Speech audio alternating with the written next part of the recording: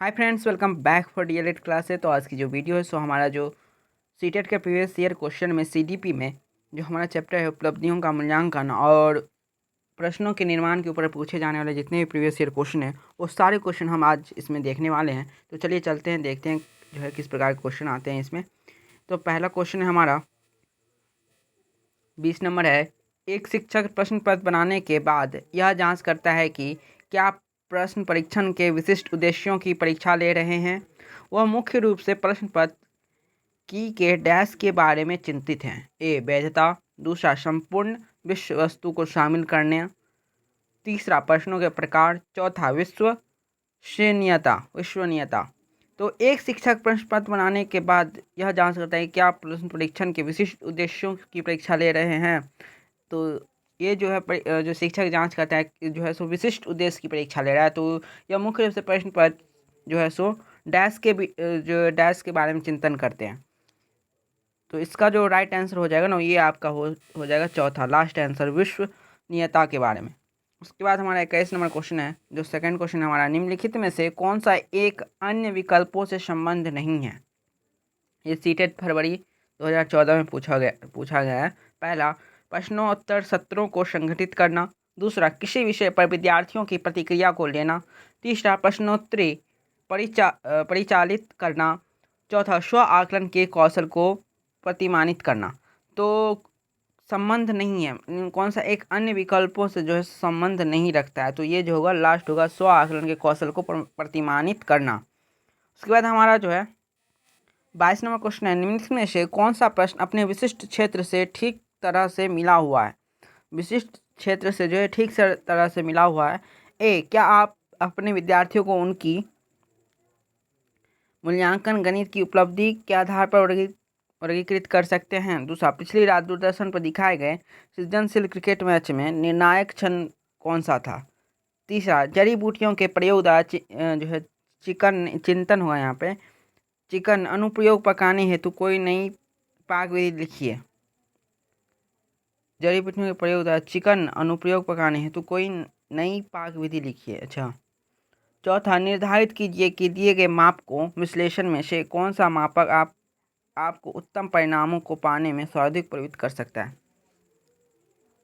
तो इसका जो होगा सो ठीक तरह से मिला हुआ है। तो ठीक तरह से जो मिला हुआ है ना, वो होगा 22 का लास्ट होगा। निर्धारित कीजिए कि दिए गए माप को विश्लेषण में से कौन सा मापक आपको उत्तम परिणामों को पाने में सर्वाधिक प्रभावित कर सकता है। इसका लास्ट आंसर सही होगा। उसके बाद हमारा 23 नंबर क्वेश्चन है, ग्रेड अंकों से कैसे अलग है। यह प्रश्न निम्न में से किस प्रकार के प्रश्नों से संबंध रखता है। इस प्रश्न पे है जो कैसा प्रश्न है, अभिसारी है, विश्लेषणात्मक है, मुफ्त अंत है या समस्या समाधान है। तो ग्रेड अंकों से जो है कैसे अलग है, तो इसका जो राइट आंसर हो जाएगा ना, सो विश्लेषणात्मक होगा, यानी विश्लेषणात्मक। जो आप जो होगा जो ग्रेड और अंकों में कैसे अलग है, आपको उसमें क्या होगा, डिफाइन करना पड़ेगा, उससे विश्लेषण करना पड़ेगा। आप उसको समझाइएगा तो उसमें क्या होगा, ये जो विश्लेषणात्मक जो क्वेश्चन हो गया। 24 नंबर है हमारा, एक शिक्षक कक्षा के कार्य को एकत्र करता है और उन्हें पढ़ता है, ठीक। उसके बाद योजना बनाता है और अपने अगले पाठ को शिक्षार्थियों की आवश्यकताओं को पूरा करने के लिए समय आयोजित करता है। वो डैश कर रहा है या कर रही है। पहला, यह सीखने का आकलन। दूसरा, सीखने के रूप में आकलन। या सीखने के लिए आकलन। चौथा, सीखने के समय आकलन। तो शिक्षक क्या कर रहा है, पहले उसके बाद योजना बनाता है, अपने अगले पाठ में शिक्षक क्या कर रहे हैं यहाँ पे, अपना जो है एक कार्य कर रहा है, एकत्र कर रहा है, जो उसे अगले दिन पाठ में पढ़ाना है उस विद्यार्थियों की जो है आवश्यकताओं को ध्यान में रखते हुए। तो ये जो है किस प्रकार का वो जो है सो आकलन करके पढ़ा रहा है। तो सीखने के लिए आकलन, क्या इसका थर्ड हो जाएगा, सीखने के लिए आकलन। 24 का जो होगा सो थर्ड होगा। 25 नंबर है, निम्नलिखित में से कौन सा एक आधारभूत सहायता का उदाहरण है। ए, अनुबोधन और संकेत देना तथा नाजुक स्थितियों में पर प्रश्न पूछना। दूसरा, शिक्षार्थियों को प्रेरित करने वाले भाषण देना। तीसरा, प्रश्न पूछने को बढ़ावा दिए बिना स्पष्टीकरण देना। चौथा, मूर्त और अमूर्त दोनों प्रकार के उपहार देना। तो निम्नलिखित में से कौन सा एक आधारभूत सहायता का उदाहरण है। आधारभूत सहायता का उदाहरण जो है ना, सो पहला है अनुबोधन और संकेत देना तथा नाजुक स्थितियों पर प्रश्न पूछना। उसके बाद 26 नंबर क्वेश्चन है, आकलन उद्देश्यपूर्ण होता है यदि ए, इससे विद्यार्थियों और शिक्षकों की प्रतिपुष्टि यानी फीडबैक प्राप्त हो। ये जो हमारा इससे पहला वाला जो पिछले चैप्टर में भी जो था, सो जो हमारा जो मूल्यांकन वाला हमने जो किया है प्रीवियस ईयर वाला क्वेश्चन CDP में, उसमें भी यही क्वेश्चन था। तो इसमें इसका जो राइट आंसर हो जाएगा, पहले देख लीजिए ऑप्शन क्या है। इससे विद्यार्थियों और शिक्षकों की प्रतिपुष्टि फीडबैक प्राप्त हो। दूसरा, यह केवल के एक बार अंत में हो। तीसरा, विद्यार्थियों की उपलब्धियों में अंतर करने के लिए तुलनात्मक मूल्यांकन किया जाए। चौथा, इससे विद्यार्थियों में भय और तनाव का संचार हो। तो इसका राइट आंसर ये हो जाएगा, इससे विद्यार्थियों और शिक्षकों को प्रतिपुष्टि फीडबैक प्राप्त हो। तो आकलन का उद्देश्यपूर्ण होता है, आकलन तभी उद्देश्यपूर्ण होता है जब उसके विद्यार्थियों और शिक्षकों की प्रतिपुष्टि यानी फीडबैक प्राप्त हो। हमारा ये सीरीज सितंबर 2016 में पूछा गया है। अगर आप चैनल पे नए हो और पहली बार ये वीडियो देख रहे हो, तो आप हमारे चैनल पे जाके इससे प्रीवियस जो है हमारे जो जितने भी क्वेश्चन हमने किए हैं वो जाके वीडियो देख सकते हो। वहाँ पे सारे वीडियो CDP के, मैथ के और लैंग्वेज के भी और EVS के भी जो प्रीवियस ईयर क्वेश्चन अपलोड हैं, आप जाइए वहाँ से आप देख लीजिए। हमारा नेक्स्ट क्वेश्चन है, मानवकृत परीक्षणों की आलोचनाओं में से एक यह है कि ए, वे बच्चे की क्षमता की स्पष्ट तस्वीर नहीं देते। दूसरा, वे मुख्य रूप से मुख्य धारा की संस्कृति का प्रतिनिधित्व करते हैं और इसलिए पक्षपाती हैं। तीसरा, उनकी भाषा को समझना मुश्किल है। चौथा, परीक्षण बड़ी आबादी पर लागू नहीं किए जा सकते।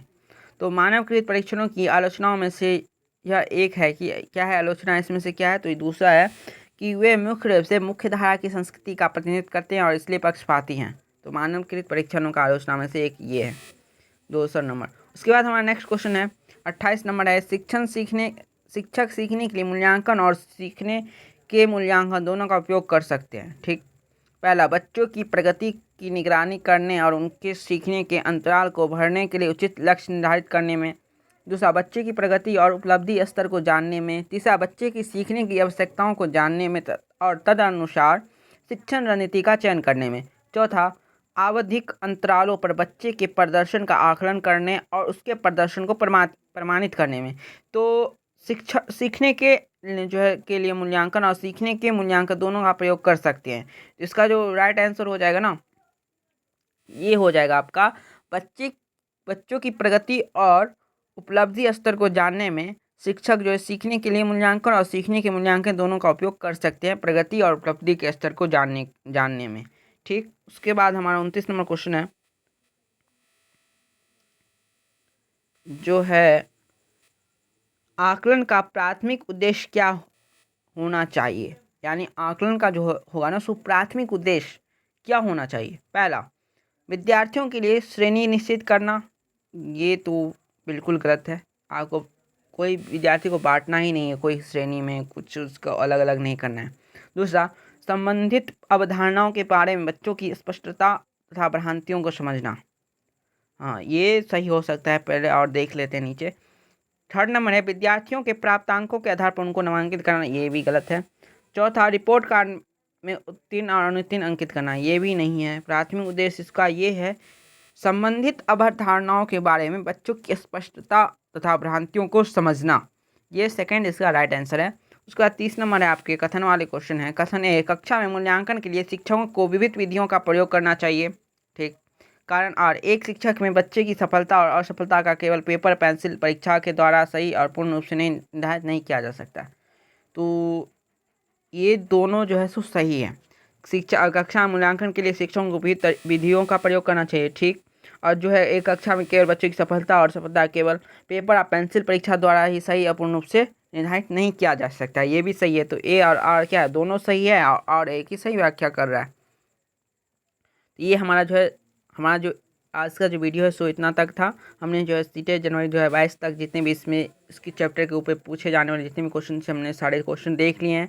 अगर आपको वीडियो अच्छा लगा हो तो लाइक करिएगा, इस वीडियो को शेयर करिएगा। चैनल पे नहीं हो तो आप चैनल को सब्सक्राइब करिए। चैनल के सब्सक्राइब करके आप बेल आइकन दबा लीजिए, और जिससे आपका जो भी मैं वीडियो अपलोड करूँ तुरंत आपकी नोटिफिकेशन जो है सो आपका चला जाए, आप वीडियो देख सके। बाय, स्टे ट्यून्ड, फिर मिलेंगे नेक्स्ट वीडियो में। बाय।